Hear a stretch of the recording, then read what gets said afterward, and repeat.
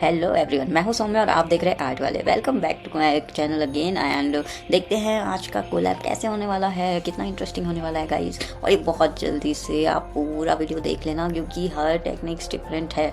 और ये कोलैब होने वाला है रणवीर आर्ट्स एंड ब्लॉग के साथ, और मेरी हर टेक्निक और ऑयल पिस्टल के साथ मैंने अपलोड की हुई है इस पर। और आप पूरा चेकआउट करना, एंड तक वीडियो देखना क्योंकि कोई पार्ट मिस नहीं होना चाहिए, ये ज़रूर मेक श्योर करना, ठीक है। और जैसे जैसे आप धीरे धीरे चीज़ों को बनाते जाएंगे, रिक्रिएट करने की कोशिश करेंगे, आपको भी बहुत इजी होने वाला है क्योंकि मैंने हर स्टेप को पूरा अच्छे से दिखाया है, ठीक है। तो ये चीज़ स्टार्ट करते हैं आज का कोलैब, और कैसा होता है एंड तक जरूर देखना और कमेंट करना कैसा बना है, ठीक है। ये है गॉड ऑफ स्टैचू का, और लेट्स स्टार्ट नाउ।